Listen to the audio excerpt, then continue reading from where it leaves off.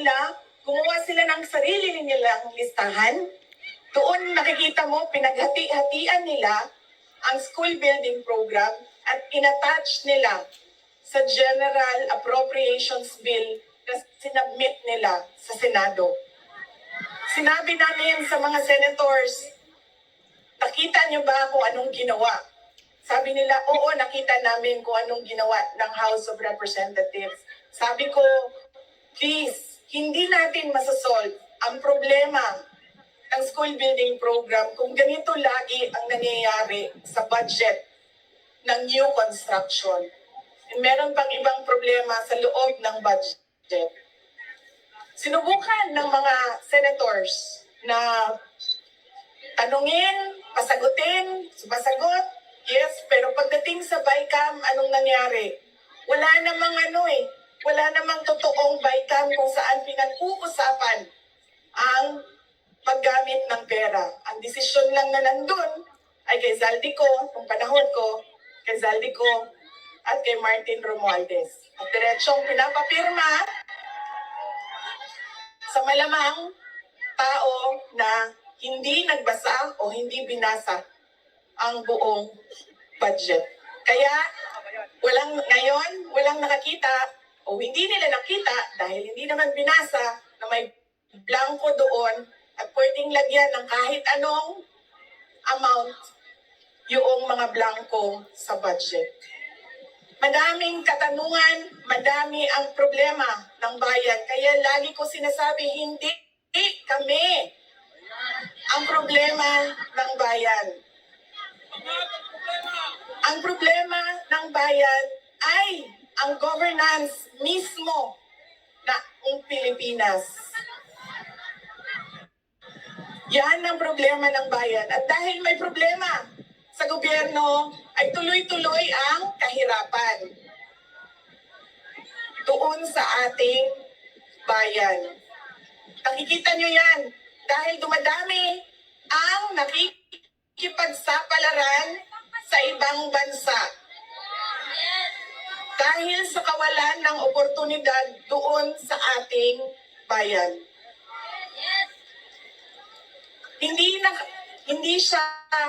We should not be proud that we are exporting our countrymen, our workforce abroad. Dahil, wow, ang daming dollars na pumapasok sa Pilipinas dahil sa padala. Hindi yan siya nakakatuwa. Dahil ang isang bansa, dapat meron siyang oportunidad na binibigay sa kanyang mamamayan. Hindi lang yan.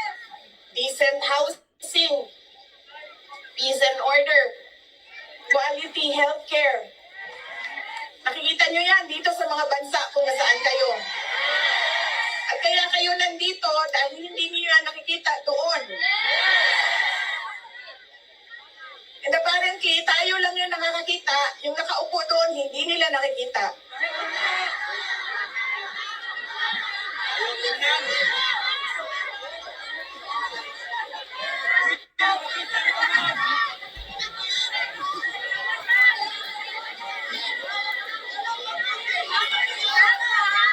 Alam nyo, madami sa mga kaibigan ko, galing ako sa middle class na family sa Davao City. So madami sa mga kaibigan ko doon, meron naman silang mga negosyo, meron naman silang pinagkakakitaan, may mga trabaho. Pero ilan na rin ang nagsabi sa akin, mga professionals ito, ilan na rin ang nagsabi sa akin, wala na rin talaga kaming nakikita, parang gusto na namin lumipat na lang sa ibang bansa para sa mga anak namin. Kaya sinasabi ko lagi yung nagsasabi sa akin, tumakbo ka sa 2028. I don't think we will have a country by 2028.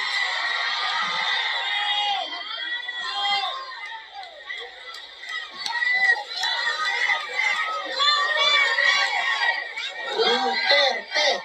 Duterte! Duterte! Duterte! Duterte! Duterte!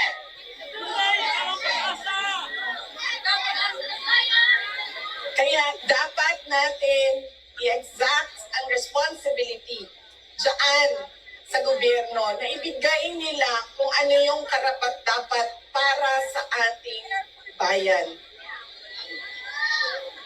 Dahil kung meron man ang okay sa kanila na pumunta sa ibang bayan, meron ding mga tulad namin na ayaw namin kahit anong mangyari, umalis sa Pilipinas. Dahil gusto namin doon, pagpamilya, doon palakihin ang aming mga anak. Kaya dapat meron tayong nakikita kung ano yung dapat para sa isang bayan. At alam nyo yun, kasi nakikita nyo yan, kasi nakaikot na kayo sa iba't ibang bansa.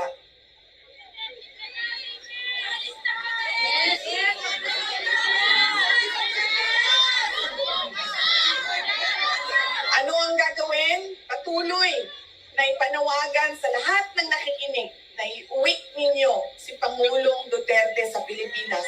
Bring him home! Bring him home! Bring him home!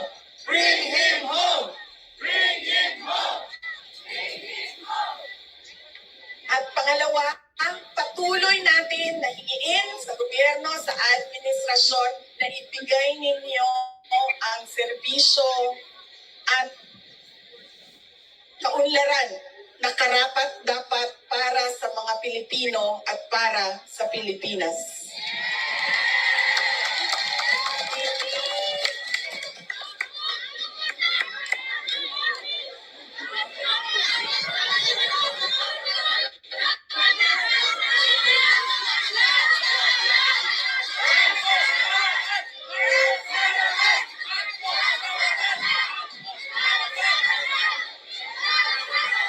Sa kagahi, sa ako ang bantak ni Manggi, naging kukaran.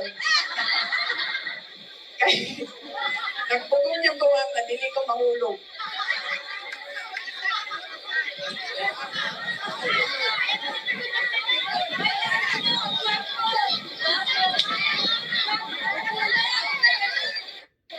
Yung akin pong mga pagpapasalamat. Una po, kanina meron na akong mga pagpapasalamat opening sa Diyos, sa ating host government, sa police, sa local police. Yung aking mga pagpapasalamat sa inyo, sa oras ninyo. Ang aking mga pagpapasalamat sa inyong patuloy na suporta sa aking opisina, ang Office of the Vice President.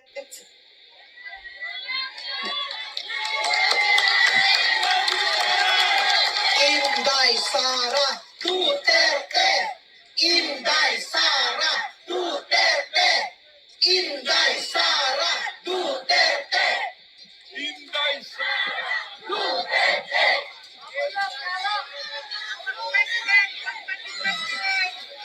Malakas ang loob ko dahil nandyan kayong lahat.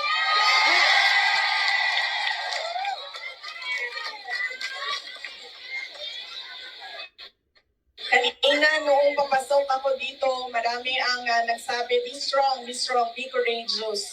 I am only as strong as you are. Kung nakikita ko, sobrang lakas ninyo at sobrang lakas ng pagmamahal ninyo sa bayan. Ganyan din ang nararamdaman ko.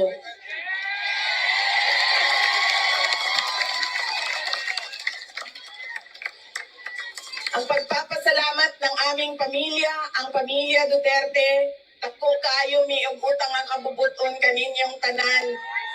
Sa higayon nga nihatag ninyo kanamo na makaserbisyo sa ato ang nasod. Napakalaki ng utang na loob namin sa inyong lahat sa pagkakataon na ibinibigay ninyo sa amin na makapaglingkod sa bayan. Maraming salamat po sa inyo, mga kababayan namin.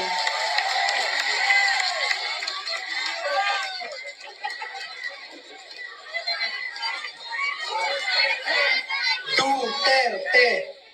Duterte! Duterte! Duterte! Huwag ninyong kalimutan ninyong kalimti ang kausa. Huwag ninyong kalimutan ang laban. What is our cause? Our cause is for our country. Ang laban na ito ay para sa bayan. Mga kababayan, ang lahat ng ginagawa natin ay para sa Diyos, sa bayan, at sa bawat pamilyang Pilipino. Syukran.